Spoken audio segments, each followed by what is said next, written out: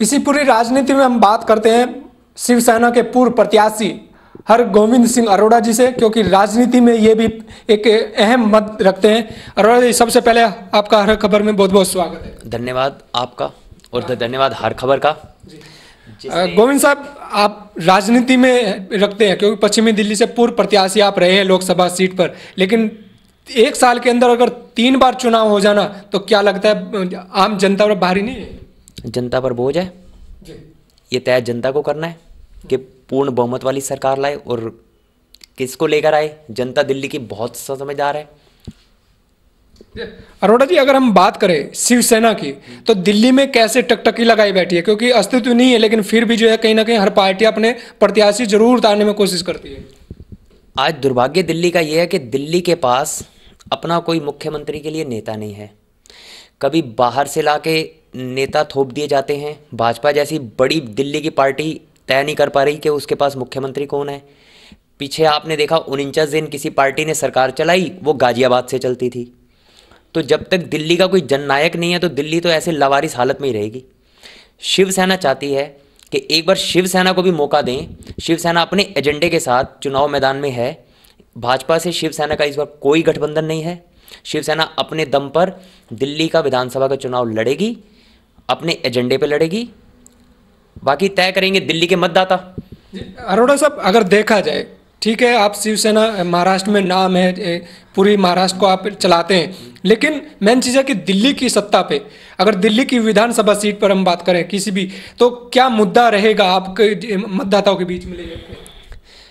मुद्दे दिल्ली की समस्याएं हैं जो मूलभूत रोजमर्रा की। दिल्ली की जनता को पानी नहीं मिलता, दिल्ली की जनता को चलने के लिए सड़क नहीं मिलती, दिल्ली की जनता को बिजली नहीं मिलती, मिलती है तो अंबानी की मेहरबानी से बहुत महंगी बिजली मिलती है। दिल्ली में एमसीडी में जमकर भ्रष्टाचार है। तो इन सारी समस्याओं से निवारण शिवसेना ही दे सकती है दिल्ली की जनता को। ऐसा कौन सा मुख्य आरक्षण रहा है जो अगर आम प्रत्याशी को उतारते भी हैं वो वोट किस माध्यम से दे, और जनता क्यों वोट दे शिवसेना को? जनता को यदि लगता है कि शिवसेना का कैंडिडेट और शिवसेना के विचार उसके लिए आगे काम कर सकते हैं तो जनता वोट दे, नहीं तो जनता तय करे। ये तो चुनाव के मैदान में है। जनता ने सबको आजमा कर देख लिया, इतने वर्षों से आजमा रही है। पिछली बार जनता ने जिन लोगों को वोट दे दिया, कौन से लोगों ने भ्रष्टाचार खत्म कर दिया या कौन से लोगों ने काम कर दिया? बांग्लादेशियों का एक मुद्दा रहा। भारतीय जनता पार्टी शुरू से बांग्लादेशियों को दिल्ली से बाहर करने के लिए संघर्ष करती रही। हम भी भाजपा में थे, 25 साल हमने जिंदगी के बेहतरीन भारतीय जनता पार्टी को दिए। हम लोग उस टाइम तो बांग्लादेशी हमें बुरे लगते हैं, लेकिन भारतीय जनता पार्टी जब जब सत्ता में आती है तो बांग्लादेशियों को तिलक लगाकर भारत का नागरिक बना लेती है। ये डबल स्टैंडर्ड है, ये दोहरे मापदंड नहीं चलने वाले हैं दिल्ली में। दिल्ली की जनता बेवकूफ़ नहीं है, वो जानती है। ये समस्याओं की मूल जड़ है। जब तक इन्हें खत्म नहीं किया गया दिल्ली को सब कुछ मिल नहीं सकता। यहाँ अरुण जी, देखा जाए तो यहाँ पर जो है भाजपा को बड़ा डर सता रहा है कि पता नहीं सत्ता हासिल कर भी पाएंगे ही नहीं, लेकिन मोदी की लहर में क्या लगता है कि आपको एक भी खाता खोल पाएंगे? शरद जी, एक तो मैं आपसे बात बताऊं, आप यदि घर से निकलते होंगे और घर वापस आते होंगे रात, तो हमारे सिर्फ अंडरगारमेंट्स तक पर मोदी नहीं है, बाकी तो बस स्टॉप पे, रेलवे स्टेशन पे, टॉयलेट पे, इधर उधर हर जगह मोदी मोदी मोदी मोदी मोदी। ये पता होना चाहिए कि हम एक चीफ मिनिस्टर चुनने जा रहे हैं। प्रधानमंत्री तो चुन लिया और प्रधानमंत्री अपना काम करें, उनके लिए तो मना किया ही नहीं। मैं मोदी जी का आदर करता हूँ, वो बड़े देशभक्त हैं और आज ये हमारा सौभाग्य है कि देश को आज तक का सबसे बेहतरीन प्रधानमंत्री मिला है। लेकिन अब चुनाव प्रधानमंत्री का नहीं, मुख्य देखिए चुनाव नहीं है, लेकिन ये है कि पार्टी के मुख्य धारा से वे जुड़े हुए हैं, देश के प्रधानमंत्री भी है, तो कहीं ना कहीं पार्टी का वजूद भी है। तो वो जाहिर सी बात है, जिसका जो चेहरा होता है वो तो चेहरा लेके ही आएंगे ना अपना। तय कल को काम कौन करेगा जी? मोदी जी के नाम पर वोट दे देंगे, कल को 7 रेस कोर्स में दिल्ली के लोग पानी की समस्या लेकर जाएंगे। 7 रेस कोर्स में दिल्ली के लोग अपने पार्क साफ कराने की समस्या लेकर के जाएंगे। बात वो नहीं है। देखिए, बात आप अगर ऐसी बात कर रहे हैं कि भाई मोदी को लेकर अगर वोट देंगे तो मोदी क्या करेंगे, बात यह है कि उन्होंने काम किया है, काम कर रहे हैं अभी, तो जाहिर सी बात है जो काम कर रहा है पार्टी के लिए वो उसको भुनाने की कोशिश जरूर करेंगे। तो जैसे आप शिवसेना में स्वर्गीय बाल ठाकरे साहब का लेकर चलते हैं, उद्धव ठाकरे को लेकर चलते हैं, जबकि महाराष्ट्र में सरकार आपकी है, दिल्ली में कुछ नहीं, फिर भी आप चुनाव लड़ने की तैयारी करें, तो कोई लोग जनता ये नहीं जानेगी क्या? 7 महीने हो गए मोदी जी पूर्ण बहुमत की सरकार में है। अपने जो करने वाले काम थे, दिल्ली के लॉ एंड ऑर्डर तो अभी भी केंद्र की सरकार के पास है, उसके लिए तो मुख्यमंत्री की कोई ज़रूरत है नहीं। क्या आज दिल्ली की पुलिस बिना पैसे लिए काम करती है? पिछले 7 महीने में दाम 2 ही गुने हो गए होंगे ना। मोदी जी ने रामलीला मैदान से कहा हम 2022 तक पक्के मकान बनाए, बिल्कुल स्वागत योग्य है, देश का हर नागरिक पक्के मकान में रहे, उसमें दिल्ली की सरकार का तो कोई रोल ही नहीं है। केंद्र ने बनाना है, डीडीए केंद्र सरकार के पास है, बनाई मैं तो कह रहा हूं बल्कि 2018 तक ही बना दें, और बहुत अच्छी बात है, ये तो स्वागत योग्य है। लेकिन यहाँ समस्या क्या है कि मोदी मोदी मोदी में दिल्ली की छोटी समस्याएं उस आंधी में दबाई जा रही हैं, उन पर बहस तो हो ही नहीं रही। गई एक बड़ी मार्केटिंग कर कर हम एक पार्टी, आज चुनाव की सिर्फ तारीखों की घोषणा हो रही है, डेमोक्रेसी तो कहीं रह ही नहीं गई। छोटी पार्टी और इंडिपेंडेंट लोगों के लिए तो कहीं चिपकाने के लिए स्टिकर की भी जगह नहीं है जी। सारी साइटें भाजपा ने बुक की हुई हैं। क्या लगता है, दिल्ली की सत्ता पे हर पार्टियां उतारने की कोशिश की है, बसपा भी यहीं पे उतार रही है, समाजवादी पे करने की कोशिश की है, जनता दल ने भी उतारने की कोशिश की है, और शिवसेना भी, आम आदमी को क्या लगता है कि ये 4-5 पार्टियां मिलके, क्या लगता है कि भाजपा को यहाँ रोकने में कामयाब भी हो सकती है क्या? भाजपा को पार्टियां कभी भी नहीं रोकेंगी और ना ही किसी को रोकना चाहिए। ये डेमोक्रेसी है, किसी को रोकना और किसी को जिताना ये जनता तय करती है, ये पॉलिटिकल पार्टियां कभी भी तय नहीं करती। और ये जनता दिल्ली की बहुत समझदार है। आज इसकी बहुत सी समस्याएं हैं, मूलभूत समस्याओं के लिए तो कोई पार्टी बात ही नहीं कर रही, ना आम आदमी, ना भाजपा, ना कांग्रेस। दिल्ली में चलने के लिए आपको रोड नहीं मिलती, आप गैर कानूनी ढंग से रोड पे एनक्रोचमेंट करते हैं, पॉलिटिकल पार्टियां शाबाशी देती हैं कि आइए आपको यहां पर पक्का कर देते हैं, हटाना नहीं है, बस आप हमें वोट दे देना। आम आदमी कहती है मैंने 49 दिनों में काम किया है, और इधर जो है वादे किए जा रहे हैं कि आदत कॉलोनी को पास कर दिया गया, आपको बिजली पावर 2022 में फिर दी जाएगी। क्या लगता है कि अगर भाजपा की सरकार यहाँ पर आती है तो वाकई में विकास होगा क्या? जहाँ तक आम आदमी का प्रश्न है, वैचारिक रूप से तो मतभेद है ही, लेकिन अरविंद केजरीवाल की मैं एक चीज़ में तारीफ करना चाहूँगा कि उनके 49 दिन के शासन में 2020 मैच हुआ था जी। उन्होंने ये नहीं कहा था कि 60 साल में जिन्होंने कुछ नहीं किया वो मुझसे 60 दिन में हिसाब मांग रहे हैं। उस व्यक्ति ने 49 दिन में दिल्ली में भ्रष्टाचार पे लगाम लगा दी थी। ये तारीफ के पात्र हैं अरविंद केजरीवाल इस विषय पर, केवल बस। अगर आगे इनकी सरकार आ जाती तो फिर इसका मतलब मानते हैं कि वाकई में 5 साल ये चलाएंगे, या फिर आप इसका विरोध करेंगे? देखिए, भ्रष्टाचार तो कम होना चाहिए, ये आप भी चाहते हैं, मैं भी चाहता हूं। देश में सारी समस्याओं की मूल जड़ भ्रष्टाचार है। प्रधानमंत्री जी कहते हैं ना मैं खाऊंगा ना मैं खाने दूंगा।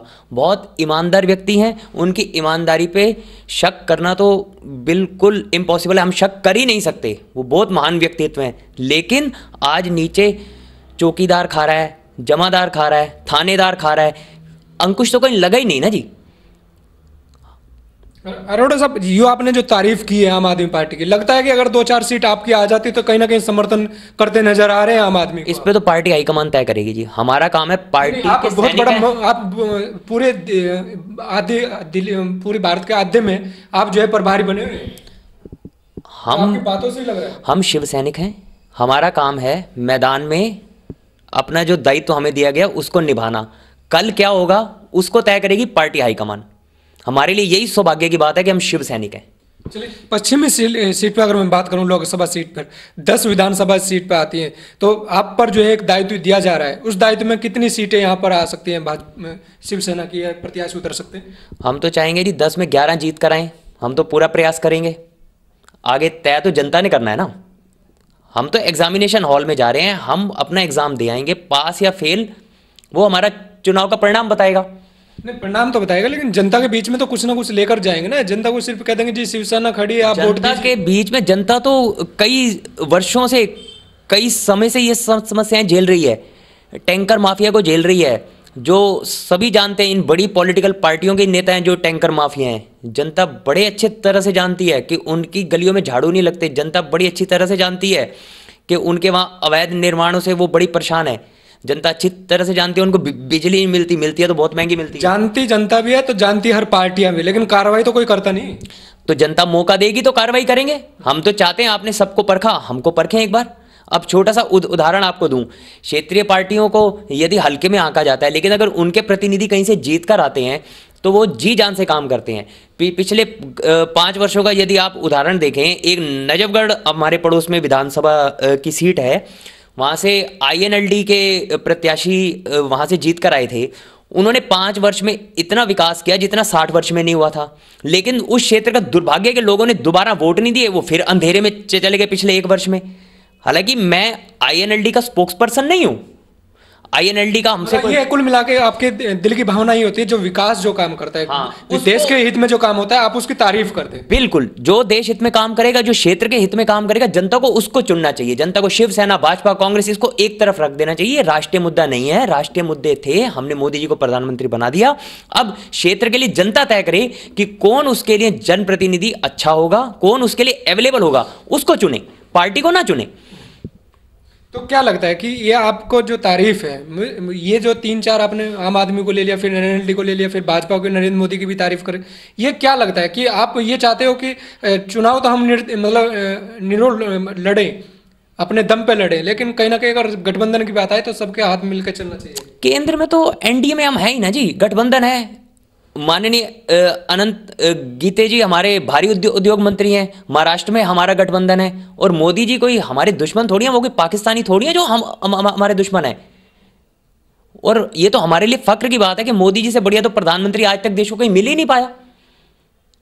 लेकिन ये राष्ट्र का चुनाव नहीं है, ये प्रदेश का चुनाव है। आप इस पे गौर कीजिए। और जहां तक आपने कहा कंपेयर कर रहे हैं अरविंद केजरीवाल जी से और आईएनएलडी से, नहीं कर रहे, उनसे तो कंपेयर हो ही नहीं सकता। नहीं, तारीफ तो मुझे लगता है ना कि नहीं, जो अच्छा काम करे तो हम क्यों नहीं करेंगे उसकी तारीफ। मोदी जी अच्छे काम करेंगे, तारीफ करेंगे। मोदी जी गलत काम करेंगे, उसकी आलोचना भी करेंगे। जैसे अभी तक अमेरिकी डॉलर उसका दाम घटा नहीं है, हम उसकी आलोचना करते हैं, क्यों नहीं घटा। चलिए, अब अगर मैं बात करूं 70 विधानसभाओं पे, क्या लगता है किसकी सरकार बनेगी? ये तो आप अंदाजा लगा रही हैं, जनता तय करेगी।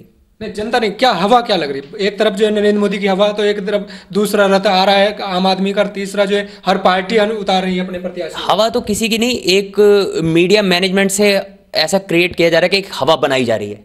ये मीडिया मैनेजमेंट है, हवा नहीं है। यदि हवा होती तो जिस पार्टी का देश में प्रधानमंत्री है और जिस पार्टी, मीडिया नहीं, अगर आम जनता को, आम आदमी को अगर वहां तक धरने प्रदर्शन पे किया पब्लिक की, तो आम जनता गई है तो मीडिया का दिखाना लाजमी है। कल जो है परसों नरेंद्र मोदी जी की रैली थी, वहां पे जनता गई है तो मीडिया ने दिखाया। तो इसमें मीडिया का कहाँ से रोल आता है? आप अपनी हवा बढ़ाइए, हम आपको भी दिखाएंगे। चलो, ये तो बहुत बहुत धन्यवाद, आप ऐसा मानते हैं कि हवा बताइए। और जहाँ तक ऐसा रहा कि उनको ऐसी हवा लगती है इस पर, तो इतना डर होता तो 200 से ज़्यादा सांसद दिल्ली के लिए क्यों लगाए होते? आज तक बीजेपी ने इतिहास में ऐसा किया ही नहीं। और इतना दमखम बीजेपी लगा रही है तो कहीं डर तो है। 3-4 जो है मुख्यमंत्री भी फिर उतारे जा रहे हैं, हरियाणा से, महाराष्ट्र से, और बहुत उतारे जाएंगे। इब्तदाई इश्क है, रोता है क्या, आगे आगे देख होता है क्या। अभी तो फिल्म स्टार उतारे जाएंगे, कई पर्सनैलिटी और उतारी जाएंगी, कई बड़े स्पोर्ट्समैन लाए जाएंगे। पैसा तो दबा कर लगाया जाएगा कि इज्जत दाव पर लगी है ना। 16 साल से एक पॉलिटिकल पार्टी जिसका दिल्ली गढ़ थी वो विपक्ष में बैठी है, और यदि इस बार ना आ सकी तो फिर तो शायद आजकल ना एक फैशन है।